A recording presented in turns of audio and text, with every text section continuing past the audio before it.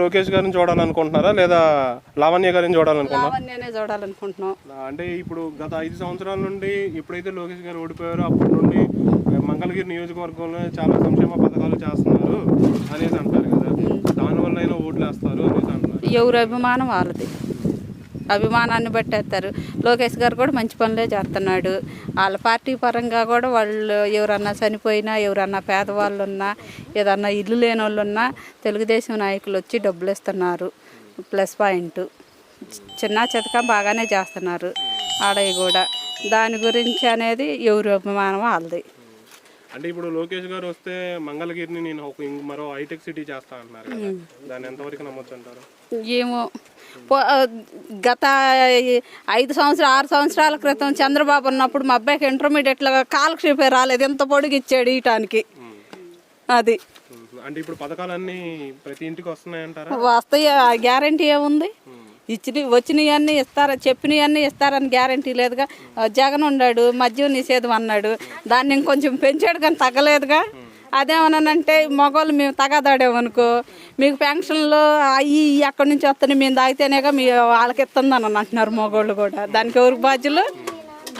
అంటే జగన్ పథకాలు అమలు చేయలేదంటారా? చేసాడు, చేయలేదన్నా నన్ను చేసాడు, ఆయన చేసాడు. కాకపోతే ఎవరి అభిమానం వాళ్ళది. అభిమానాన్ని నేను ప్రూవ్ చేసుకుంటాను, మంగళగిరిని ప్రపంచ పటంలో పెడతాను అనేది లోకేష్ గారు అంటున్నారు కదా, సో అది ఇచ్చే ఛాన్స్ లేదంటారా ప్రజలు? మేమైతే మాదైతే ఆమెది మాది ఇక్కడ ఉండే వాళ్ళలో పర్సెంట్ ఆమె ఒక్కతే అటు పోయేది. కదవన్నీ జగన్ ఇయ్యే ఓట్లు. అది అంటే సచివాలయ వ్యవస్థ ఎలా ఉందంటారు?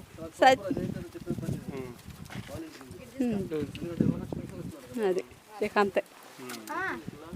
అంటే ఇప్పుడు జగన్ గారు కనుక ఒకవేళ 2024 సీఎం అయితే నేను రాజధాని తీసుకెళ్లి వైజాగ్ లో పెడతాను, అమరావతిని పక్కన పెడతాను అంటున్నారు కదా, దాన్ని ఎలా చూడాలి? దాన్ని ఎలా చూడాలి అని అంటే దాన్ని బట్టే ఆలోచించుకుంటారు వాళ్ళు. అది అంత నాలెడ్జీ లేదు. అది వాలంటీర్ వ్యవస్థ ఎలా ఉంది? వాలంటీర్లు బాగుంది. వాలంటీర్ వ్యవస్థ ఉంది. అంటే రేపు లోకేష్ గారు కానీ చంద్రబాబు గారు వస్తే వాలంటీర్ వ్యవస్థను పక్కన పెట్టేస్తాము, సచివాలయ వ్యవస్థను పక్కన పెట్టేస్తాం అంటున్నారు కదా, దాన్ని ఎలా చూడాలి? అది గ్యారంటీ, అది గ్యారంటీ. చంద్రబాబు గారు వస్తే వీళ్ళు లేరు, వైఎస్ఏ వస్తే వాళ్ళది మళ్ళీ యథావిధిగా జరుగుతాయి. అంటే ఇప్పుడు చంద్రబాబు గారు పవన్ కళ్యాణ్ గారు కలిసి రావటాన్ని ఎలా చూడాలంటారు? వాళ్ళ సీట్ల కోసం కుమ్మక్క అయ్యారు. అంటే రాజధాని అభివృద్ధి కోసం మేము కలిసామని చెప్పి అనేం కాదు, వాళ్ళ పార్టీల కోసం నిలబెట్టుకోవటానికి.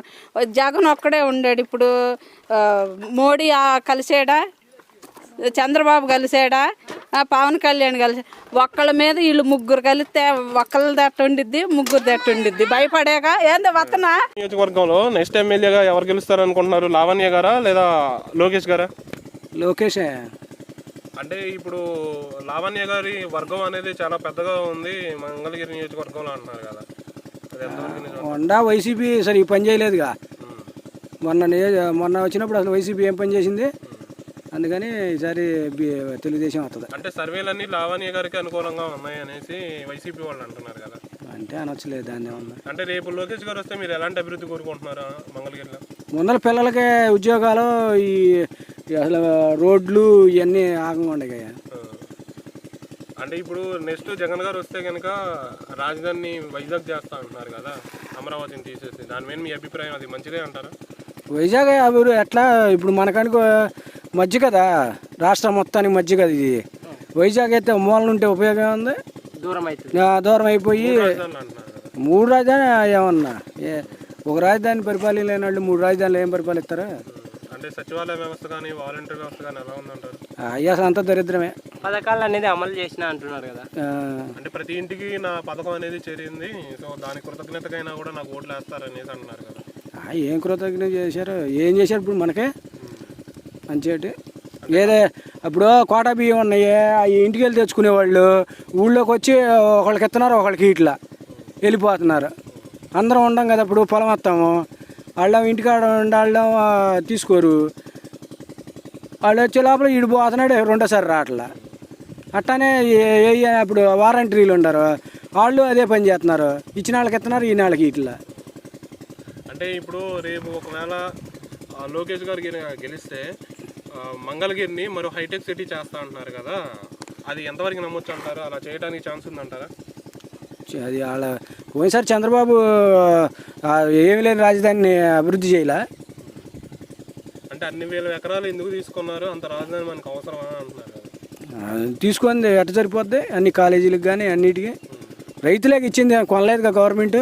అంటే వాళ్ళ కుల వర్గీకులకి ఎక్కువగా దోచిపెట్టారు చంద్రబాబు. ఇప్పుడు తాడేకొండ నియోజకవర్గం ఎస్సీ వర్గం, వాళ్ళ కులానికి ఎట్ట దోచిపెట్టాడు అంటమే కానీ నోటికి వచ్చిన మాట్లాడటమే కానీ. ఎస్సీ వర్గం అది ఎస్సీ కాన్సెన్షన్ దాంట్లో ఏముంది ఇప్పుడు, అంత కమ్మారని అంటమే కానీ ఎవరు కమ్మారు ఏడుండరు దాంట్లో 6% కూడా ఉండరు. అంటే ఆర్కే గారిని పక్కన పెట్టి లావణ్య గారి సీట్ ఇవ్వడానికి మీరు ఎలా చూస్తారు? అవి మనకి ఏం తెలుసు, వాళ్ళ పర్సనల్ విషయం.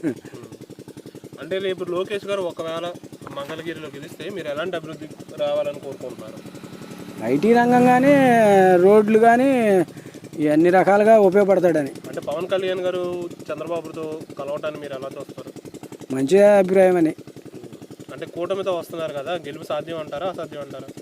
సాధ్యమని అంటే అనుకుంటున్నాను. వై నాట్ 175 అనేసి జగన్ గారు అంటున్నారు కదా, దాన్ని ఎంతవరకు చేకూర్చొచ్చు అంటారు? ఏమో ఫైనల్గా 2024 ఎమ్మెల్యేగా ఎవరిని చూడాలనుకుంటున్నారు మంగళగిరి నియోజకవర్గంలో? మేము అనుకోవడం లోకేష్ అయితేనే ఇదని. ఏపీలో అయితే ఆంధ్రప్రదేశ్ సీఎం అయితే చంద్రబాబు అనుకుంటున్నాం. మంగళగిరి నియోజకవర్గంలో నెక్స్ట్ ఎమ్మెల్యేగా ఎవరైనా చూడాలనుకుంటున్నారు? లోకేష్ గారినా లావణ్య గారినా? లావణ్య గారిని చూడాలనుకుంటున్నాం మేము. అంటే గత 5 సంవత్సరాల నుండి లోకేష్ గారు ఈ మంగళగిరి నియోజకవర్గంలో ఏదైనా కూడా ప్రతి ఇంటికి సహాయం చేశాము, సో మేమే గెలుస్తామని అంటున్నారు కదా, దాని మీద మీ అభిప్రాయం? ఏం గెలుస్తారు? పేదోళ్ళకి ఏం చేశాడు? పేదోళ్ళు చేసిన వాళ్ళే, పేదోళ్ళకి చూసిన వాళ్ళే గెలుస్తారు. పేదోళ్ళకి మంచి చెడ్డలు చూసిన వాళ్ళు గెలుస్తారు. పేదోళ్ళు బాధలు ఏందో తెలుస్తున్నాయి. ఒక పక్క చేస్తున్నాడు, మరి ఎవరు వస్తారనేది దేవుడు నిర్ణయం.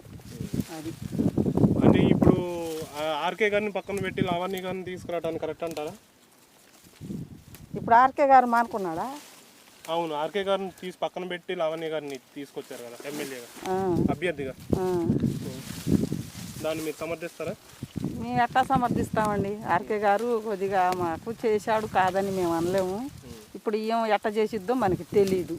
అది అంటే రేపు ఒకవేళ జగన్ గారి కనుక అధికారంలోకి వస్తే నేను రాజధానిని వైజాగ్ చేస్తాను, అమరావతిని పక్కన పెట్టేస్తాను అనేసి చెప్తున్నారు, దాన్ని మీరు ఎలా చూస్తారు? వైజాగ్ తీసుకెళ్ళి పెడతాడా? వైజాగ్ తీసుకెళ్ళి ఏం పెడతాడండి అంత దూరంలో? ఎవరు చదువుకున్నోళ్ళు ఇక్కడైతే ఏదో బతుకుతారు అని అనుకుంటున్నాంలే, కానీ ఏడో వైజాగ్లో తీసుకెళ్ళి పెడితే ఏం చేస్తారు? అక్కడ వచ్చి మేము పనులు చేసుకుంటాం జాబులు, మరి అక్కడికి ఇక్కడికి ఎట్టా? ఇక్కడంటే దగ్గర ఏదో కొద్ది సాయం చేసినట్టు ఉంటుంది. ఏదన్నా కావాలనుకున్నా మేము అడగగలుగుతాము. మరి అంత దూరం మేము పోయి ఏం అడుగుతాము? జగన్ గారిని మాకు అసలు కనపడతాడు అడగాలన్నా? అది అంటే ఇప్పుడు చంద్రబాబు గారు పవన్ కళ్యాణ్ కలవటాన్ని ఎలా చూస్తారు? ఏం సినిమాలు తీసేవాళ్ళు అందరూ రాజకీయాలు చేస్తారంటే ఏం చేస్తారండి? సినిమాలు తీసినట్ట ఏంది రాజకీయం? అది రాజశేఖర రెడ్డితో ఇందిరాగాంధీ తోటే పోయింది. ఇప్పుడు అన్నీ దగా మాటలు మాట్లాడుతున్నారు, అన్నీ ఏం లేదు ఇప్పుడు. అంటే ఇప్పుడు ఒకవేళ లోకేష్ గారు గెలిస్తే మంగళగిరిని నేను ఒక మరి హైటెక్ సిటీ చేస్తానంటున్నారు కదా, దాన్ని నమ్మొచ్చంటారా? ఏమో చేస్తాం, ఎట్లా నమ్ముతాము? ఏదో ఒకటి చెబుతారు షాకులు. అంటే సచివాలయ వ్యవస్థ వాలంటీర్ వ్యవస్థ ఎలా ఉంది మీకు? వాలంటీర్ వ్యవస్థనే బాగుంది మమ్మల్ని అడిగితే. ఏందంత ముందు ఏదైనా చేపించుకోవాలంటే 5 రోజులు 6 రోజులు వారాలు తిరిగేవాళ్ళం. ఇప్పుడు వాలంటీర్లు ఇంటికి వచ్చి మహా చేసి పెడుతున్నారు. అది బాగానే ఉంది మాకు. అమ్మఒడి పడుతున్నాయి? అమ్మఒడి పడుతుంది మాకు. లేరయ్యా, అమ్మఒడి వచ్చిన వాళ్ళకి పడుతున్నాయి. అంటే కేవలం వైసీపీ వాళ్ళకే వస్తున్నాయి, టీడీపీ వాళ్ళకి ఇవ్వట్లేదు. అంతా వస్తుంది, అందరికీ పడుతున్నాయి. తింటున్నారు అట్లా చెబుతున్నారు. ఏం చెబుతాడు జగన్ గారు కూడా? అందరికీ పడుతున్నాయి. 18 ఏళ్ళు కూడా పడుతున్నాయి, అందరికి పడ్డాయి. 3 సంవత్సరాలు పడ్డాయి 45 సంవత్సరాల వాళ్ళకి. రుణమాఫీ చేస్తానన్నాడు, రుణమాఫీ చేశాడు. ఆయన అనుకున్నవన్నీ నెరవేర్చాడు. మరి ఇప్పుడు ఇందిరాగాంధీ హయాంలో ఇచ్చాడు, స్థలాలు ఇచ్చింది. ఇప్పుడు ఈయన హయాంలో ఇచ్చాడు. పట్టాలు కూడా ఇచ్చాడు ఇచ్చేవాళ్ళకి. మరి ఈయన వాళ్ళకేమో అసలు ఇయ్యలేదు అని అంటున్నారు. మరి ఎవరి మాటలు నమ్మాలి? అది అంటే ఫైనల్ గా 2024లో సీఎంగా ఎవరైనా చూడాలనుకుంటున్నారు?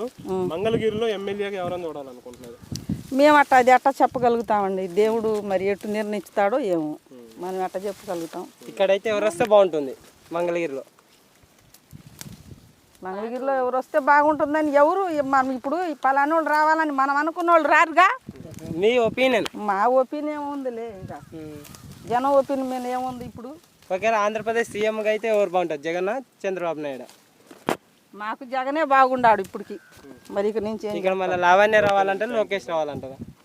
లావణ్యానే రావాలి. లోకేష్ వచ్చి ఏం చేస్తాడు? వచ్చాడు అట్ట వస్తాడు ఇటు పోతాడు. ఏంది ఇప్పుడు వాళ్ళ అవసరాలకు ఏదో ఒకటి చెబుతారు అంతే. మంగళగిరిలో నెక్స్ట్ ఎమ్మెల్యేగా మీరు ఎవరైనా చూడాలనుకుంటున్నారు? లోకేష్ గారినా లేకపోతే లావణ్య గారినా? మురుగుడు లావణ్య గారు అయితే ప్రజలకు అందుబాటులో ఉంటారండి. ఇంకొక విషయం ఏంటంటే, మీరు ఒక 10 సంవత్సరాల నుంచి 10 సంవత్సరాల వెనక కనుక వెళ్ళినట్టయితే వాళ్ళ మామయ్య గారు అనేటువంటి మురుగుడు హనుమంతరావు గారు మినిస్టర్గా చేశారు. మినిస్టర్గా చేయకముందు ఎమ్మెల్యేగా గెలిచారు. తర్వాత మురుగుడు లావణ్య గారి వాళ్ళ మదర్ గారు కూడా లాస్ట్ టైము ఎలక్షన్లో పోటీ చేసి ఎమ్మెల్యేగా కూడా గెలిచి ఉన్నారు. వాళ్ళకి ప్రాధాన్యంగా ఏమైందంటే, వెనకమాల ఒక 10-15 సంవత్సరాల నుంచి పొలిటికల్ బ్యాక్గ్రౌండ్, పొలిటికల్ సపోర్ట్ ఎక్కువగా ఉంది మంగళగిరిలో. బీసీ సామాజిక వర్గం అయినటువంటి మురుగుడు లావణ్య గారు భారీ మెజార్టీతో గెలవాలని కోరుకుంటున్నాం. అంటే ఇప్పుడు లోకేష్ గారు చూసుకుంటే మంగళగిరిలో ఓడిపోయిన దగ్గర నుండి గ్రామాల్లో ఏదైనా చిన్న చిన్న సమస్యలు ఉన్నా సొంత డబ్బు పెట్టి తీర్చారు అనేసి అంటున్నారు కదా, అది ఎంతవరకు నిజం అంటారు? లోకేష్ గారు చేసేవన్నీ రాంగ్ డెసిషన్లు అండి. అన్నీ నమ్మట్ల జనం. వాళ్ళు ప్రవేశపెట్టిన పథకాలు కానీ మేనిఫెస్టో కానీ ఒక హామీ కూడా నెరవేర్చాల. దాన్ని బట్టి జనమే ఏం చేయాలంటే అది చేస్తారు. అంటే ఇప్పుడు జగన్ గారు నెక్స్ట్ గెలిస్తే నేను రాజధాని వైజాగ్ తరలిస్తాను అనేసి అంటున్నారు కదా, దాన్ని ఎలా చూడాలంటారు? రాజధాని తరలించడం కాదండి. ఇక్కడ ఇప్పుడు రాజధాని విషయం వచ్చేసరికి ఇక్కడ 2 కోట్ల రూపాయలు ఎస్టిమేషన్ వేసుకొని చేయాలి. ఇప్పుడు ఇక్కడ రాజధాని అనేది కొత్తగా ఏర్పాటు చేయాలంటే 2 లక్షల కోట్లు అవుతుంది. వైజాగ్లో అన్ని అంగులు ఉన్నాయి కదా, అక్కడ ఒక రాజధాని, కర్నూలులో ఒక రాజధాని, ఇక్కడ ఒక రాజధాని పెట్టుకుంటే బాగుంటుంది కదా. ఆ 2 లక్షల కోట్ల రూపాయలు జనానికి వెచ్చిచ్చి వివిధ పథకాల రూపేణా డైరెక్ట్గా అకౌంట్లో పడుతుంటే ప్రజలకి సేఫ్టీ కదండి. ఇక్కడే పెట్టుబడి పెట్టి ఎందుకు ఆ ధనమంతా నిరుపయోగంగా పడి ఉంటుంది, అంతా ఉపయోగం లేదు కదా మనకి. అసలు రాజధానికి రాజశేఖర రెడ్డి ఉన్న టైంలో ఎన్ని ఎకరాలు కావాలన్నారు? 2 నుంచి 3,000 ఎకరాలు అన్నారు రాజశేఖర రెడ్డి గారు. 33,000 ఎకరాలు తీసుకొని ఎందుకు ఆ రకంగా పైరులు లేకోకుండా అంతా రైతులంతా కూలీలుగా వెళ్తున్నారు. ఈ రోజున రైతులు రాజధానిలో కూలీలు వెళ్ళడానికి కారణం ఏంటంటే చంద్రబాబు నాయుడు గారు. అంటే చంద్రబాబు నాయుడు గారు ఒకవేళ నేను అధికారంలోకి వస్తే అమరావతికి హైటెక్ సిటీ తీసుకొస్తాను. అసలు చంద్రబాబు నాయుడు గారు అధికారంలో రారండి. వచ్చినా సరే మీ మాట ప్రకారమే చంద్రబాబు నాయుడు గారు అధికారంలోకి వచ్చినా ఆయన చెప్పే మాటలు ఎవరు నమ్మడానికి సిద్ధంగా లేరు. అది 100% అబద్ధం. అంటే పవన్ కళ్యాణ్ గారు చంద్రబాబుతో కలవడానికి మీరు ఎలా చూస్తారు? పవన్ కళ్యాణ్ గారు నాయకుడేనండి. అసలు రాజకీయ నాయకుడేనా? ఒక రాజకీయ నాయకుడు అంటే ఎలా మాట్లాడాలి? రాజకీయ నాయకుడు అంటే ఎదుట ఉన్న అధికారంలో ఉన్న నాయకులను విమర్శించడం కాదు. నాయకుడు అంటే అధికారంలో ఉన్న వాళ్ళని జనానికి ఏం చేశారు, మీరు ఏం చేయలేదు, ఆ చేయని వాటి గురించి అడిగి మాట్లాడితే ఒక రాజకీయ వ్యక్తిత్వం అనేది ఉంటుంది. అంతేగాని జగన్ గురించో ఇంకా వేరే వాళ్ళ గురించో విమర్శించడం కాదు. జనానికి అధికారంలో ఉన్న పార్టీ ఏం చేసింది, ఎన్ని హామీలు ఇచ్చింది, ఆ హామీలు ఎందుకు నెరవేర్చలేదు, కారణాలు ఏంటని చెప్పి దాని గురించి మాట్లాడాలి ఎక్కడైనా సరే జనంలో. అంతేగాని జగన్ నువ్వెంత, వేరే వాళ్ళని నువ్వెంత నేనెంత అంటే అది రాజకీయం అనిపించుకోదండి. రాజకీయం అంటే ఒక ఉందాదనంగా ఉండాలి.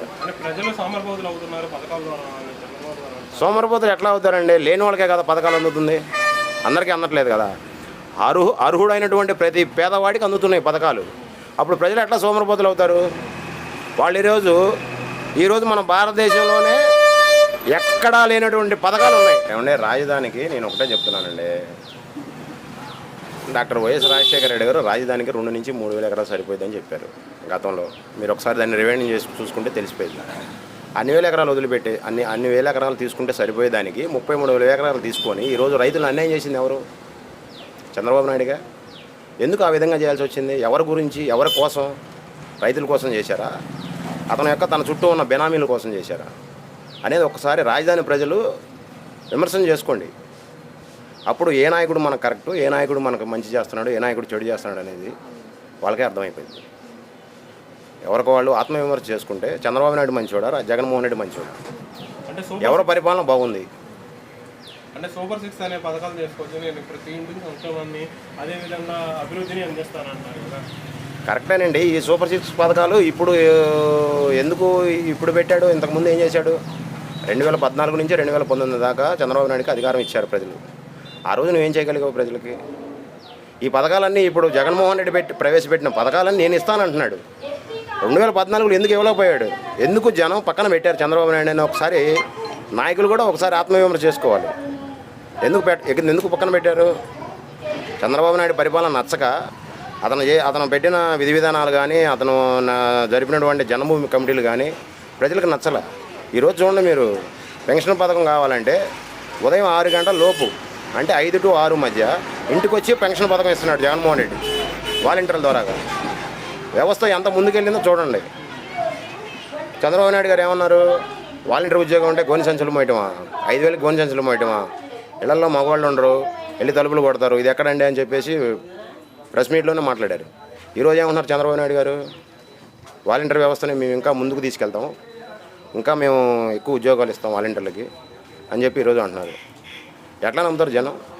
గంటకో మాట మాట్లాడితే జనం నమ్మరండి. జనానికి మంచి చేయండి, ఏ నాయకుడైనా సరే, జనం మెప్పు పొందండి, జనమే ఆదరిస్తారు.